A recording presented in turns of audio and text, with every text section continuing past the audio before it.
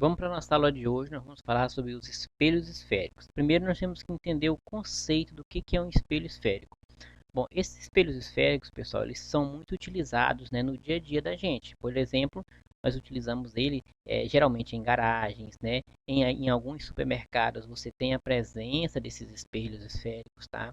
Os retrovisores de veículo também são exemplos de espelhos esféricos.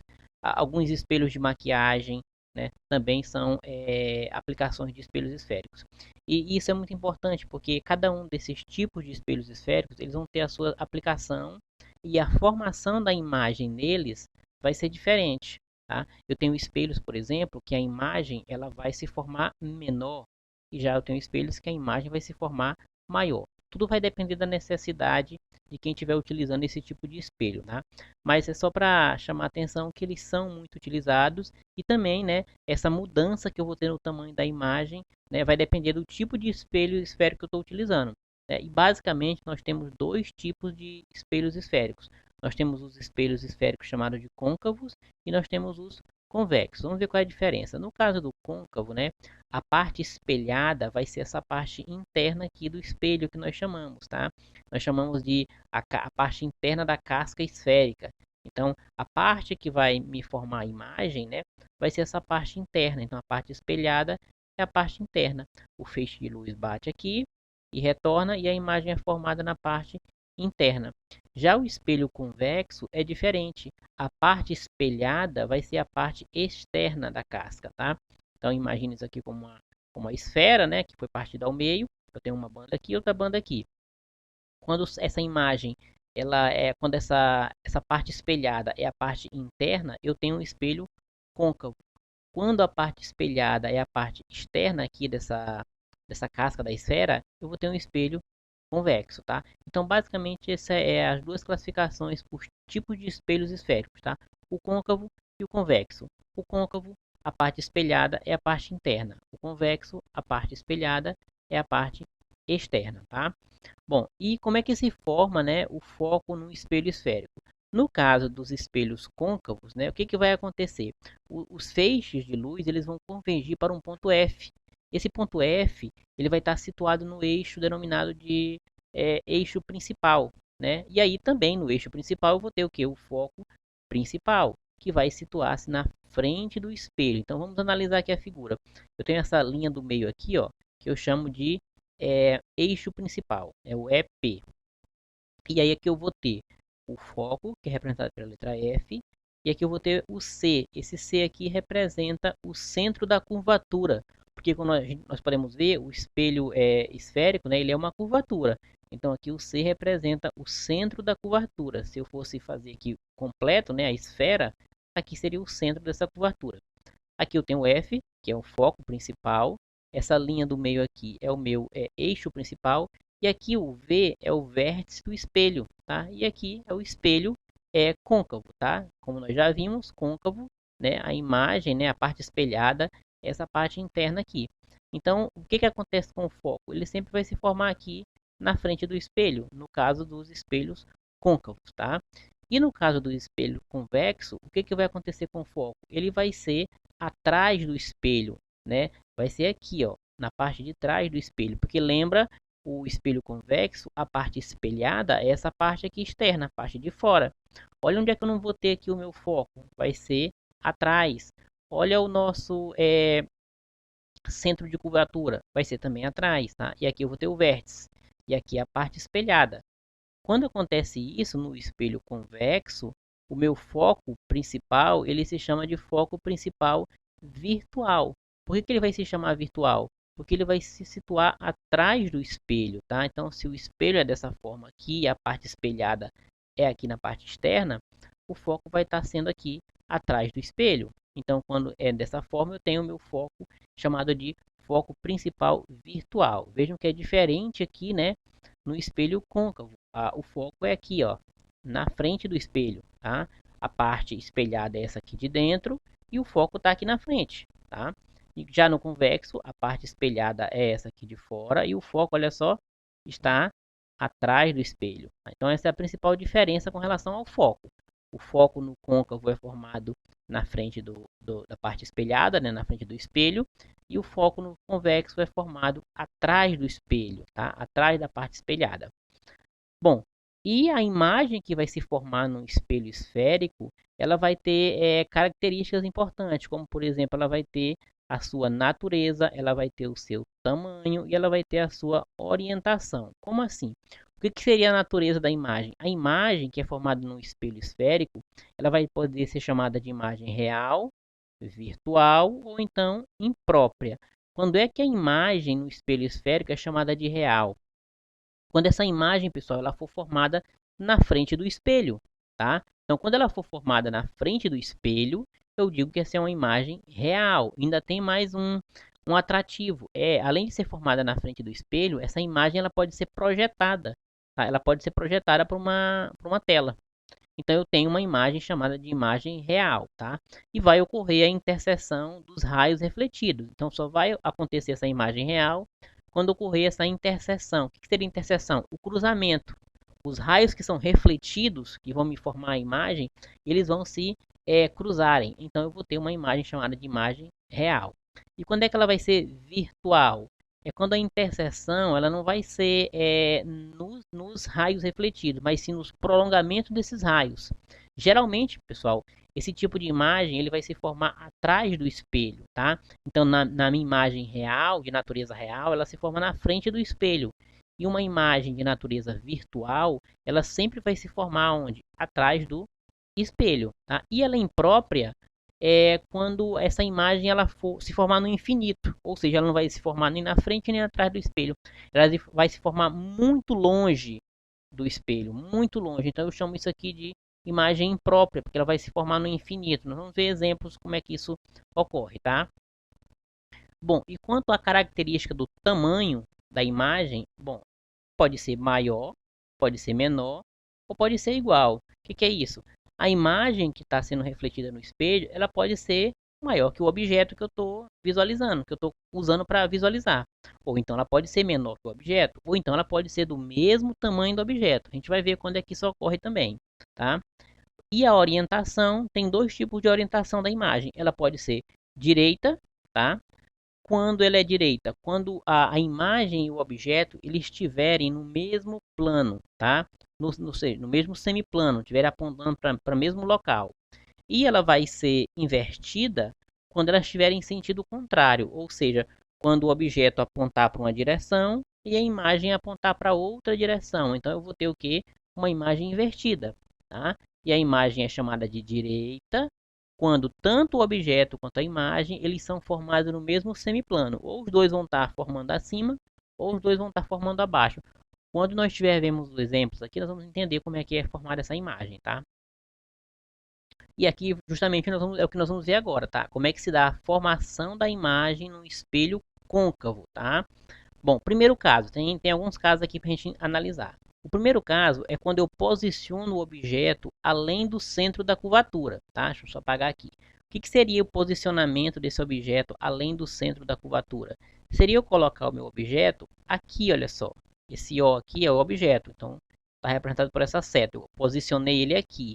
Olha só, o C é o centro da minha curvatura, aqui é o foco, aqui é o vértice.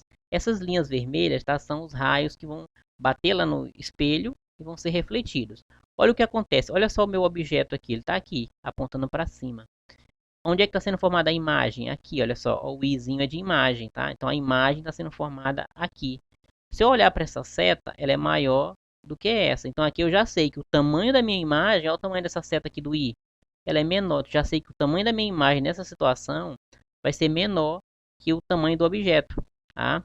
Então, vamos ver como é que isso ocorre, essa característica dessa formação de imagem. Olha só, vai ser de natureza real. Por que vai ser de natureza real? Onde é que a imagem está se formando? Na frente ou atrás do espelho? Está se formando na frente do espelho, tá aqui, ó. Essa seta aqui apontada para baixo é o I, ó, é a imagem. Está formando aqui na frente do espelho, então é real. O tamanho, ela é menor, porque olha só, o objeto aqui, essa seta aqui é maior e a imagem está sendo essa seta que é menor. Então, nesse caso aqui, o tamanho da imagem vai ser menor que o do objeto. E a orientação? olha só, essa seta do objeto aponta para cima e essa seta da imagem aponta para baixo. Então, uma orientação o quê? Invertida, tá? Para eles serem, para formar uma imagem de orientação direita, elas teriam que estar apontando para o mesmo lado, tá? Ou as duas para cima ou as duas para baixo. Mas no caso aqui é uma imagem invertida. E a posição, né, é onde se encontra essa imagem. Onde é que se encontra essa imagem? Ela se encontra bem aqui entre o centro da curvatura e o foco. Olha só, o foco é aqui no F, o centro da curvatura é aqui no C. E a imagem se encontra exatamente entre os dois, entre o centro da curvatura e o foco. Vamos ver outra situação. Segundo caso, quando eu pego o meu objeto, tá? E vou posicionar ele sobre o centro da curvatura. Então aqui eu tenho, olha só, o centro da curvatura. E eu vou posicionar o meu objeto, ó, o O, a seta apontando para cima, exatamente em cima desse centro da curvatura. O que vai acontecer aqui? Eu tenho aqui a formação da imagem, olha o I aqui embaixo, no mesmo local.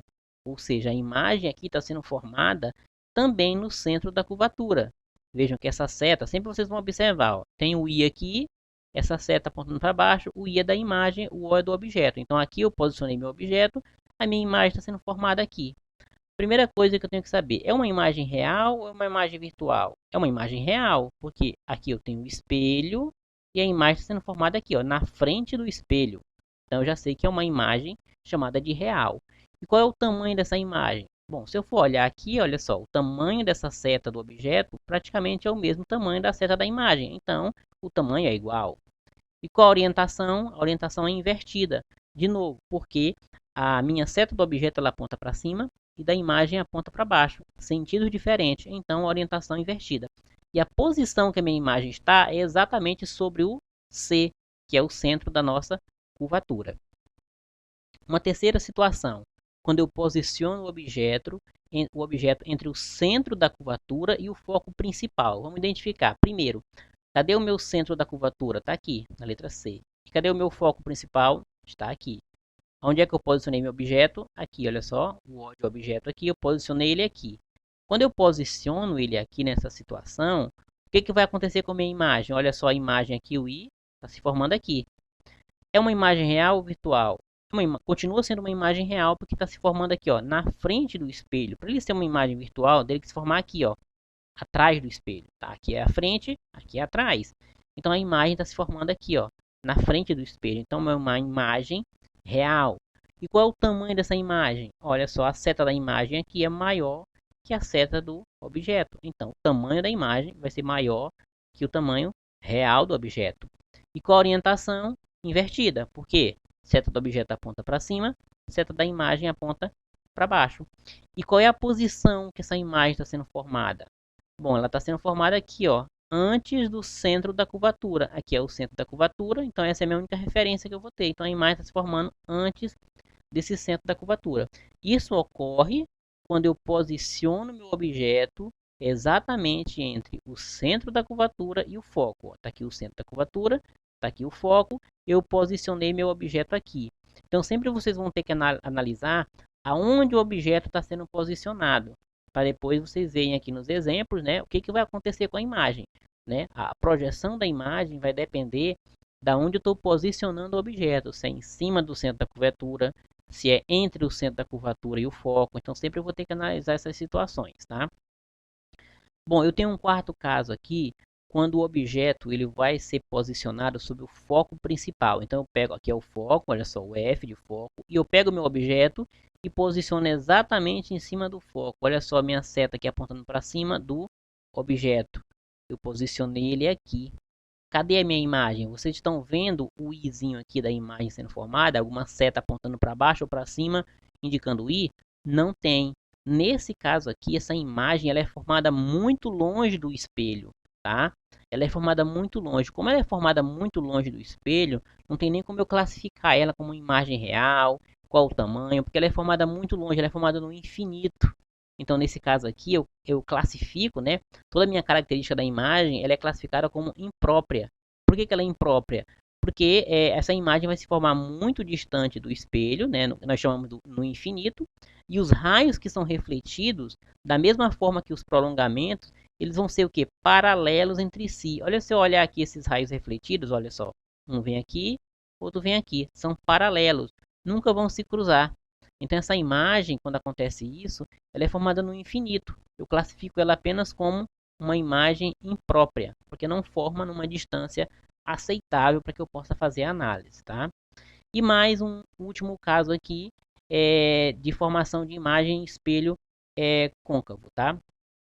Olha só aqui, eu tenho um objeto e ele é posicionado entre o foco principal e o vértice. Onde é que está o meu foco? O foco está aqui na letra F, o C vocês já sabem que é o centro da curvatura, e o V, olha só, é o vértice. E onde é que eu posicionei a imagem, o objeto? Aqui, ó. Bem aqui está o objeto. O O é o objeto, essa seta para cima é o objeto. Eu posicionei entre o foco e o vértice. O que que acontece com a imagem? Onde é que a imagem está sendo formada? Cadê a seta da imagem? Está aqui, ó. Está sendo formada aqui. Isso aqui é o I. Está sendo formada antes ou depois do espelho? Ela está se formando depois aqui, ó, atrás do espelho. Bom, como a imagem está sendo formada aqui atrás, ela não vai ser uma imagem real, vai ser uma imagem de natureza virtual, tá? Se essa imagem se formasse aqui na frente, ó, seria uma imagem real, mas está formando aqui atrás, então é virtual. Qual o tamanho da imagem? Se meu objeto é desse tamanho aqui, ó, o tamanho dessa seta, ó, o tamanho da minha imagem é maior. Então, fazendo essa análise aqui, o tamanho da minha imagem é maior. E qual a orientação? É direita. Por que é direita e não invertida? Porque se eu for olhar para onde está apontando a seta da imagem, é o mesmo lado que está apontando a seta do objeto. Então, quando acontece a situação de tanto a imagem quanto o objeto apontarem para o mesmo lado e estarem no mesmo plano, eu tenho uma imagem de orientação direita, tá? Todos os dois estão no mesmo plano, ó, nesse plano de cima aqui, ó, e apontando para cima. Então, imagem direita. E a posição, bom, a imagem está se formando depois do vértice. O vértice está aqui e a imagem está se formando aqui atrás, ó. Ou seja, atrás do espelho. Por isso que é uma imagem virtual. Tá? Então, esses aí foram os casos de imagem sendo formada num espelho côncavo. E agora nós vamos ver no espelho convexo, que basicamente só tem uma situação no espelho convexo, tá? Quando a gente coloca um objeto diante de um espelho esférico, tá? Lembrando que é esférico, nós estamos tratando de espelhos esféricos aqui, e convexo, independente da distância que você colocar o objeto em relação ao espelho, vai haver apenas um único tipo de imagem, que vai ser essa daqui, olha só. Olha só o meu objeto sendo posicionado aqui na frente, tá? Isso aqui é um espelho convexo, então essa aqui é a frente, tá? Porque essa aqui é a parte espelhada. Então, estou colocando meu objeto aqui, ó, na frente. Aqui eu tenho meu vértice, e aqui eu tenho um foco e aqui o centro da curvatura. Olha o que que acontece aqui, onde é que a imagem é formada? Ela é formada aqui, ó, atrás do espelho, tá? Entre o vértice e o foco. Tá aqui o izinho da imagem, ela é formada aqui. Porque nesse caso do espelho convexo, a frente do espelho é essa. Se a imagem está sendo formada aqui, então está sendo formada atrás. Então eu já olho aqui para o tamanho das setas, ó, já sei que a imagem é menor que o objeto. E também já sei que elas estão no mesmo semiplano. As duas estão apontando para cima, então eu já sei que é uma imagem de classificação de posicionamento direita, né? Então eu tenho aqui uma natureza virtual. Por que é virtual? A imagem está sendo formada atrás do espelho. Para ela ser real, teria que ser formada aqui. O tamanho ela é menor em relação ao objeto, a imagem. A orientação é direita, porque estão no mesmo plano, tá? No mesmo semiplano, tanto a imagem quanto o objeto. E a posição da imagem é entre o vértice e o foco. Então, essa é a situação de formação de imagem no espelho convexo. Nós temos apenas essa situação no espelho convexo. Enquanto que no espelho côncavo, nós temos várias situações diferentes. E aí, se eu voltar aqui, em que me beneficia a utilização do espelho côncavo e do espelho convexo?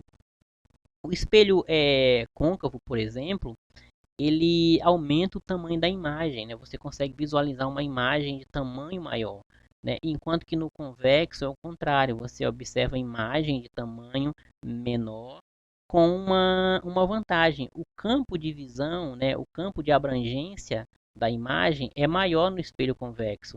Ou seja, você consegue visualizar muito mais coisa no espelho convexo do que no côncavo, só que de tamanho menor.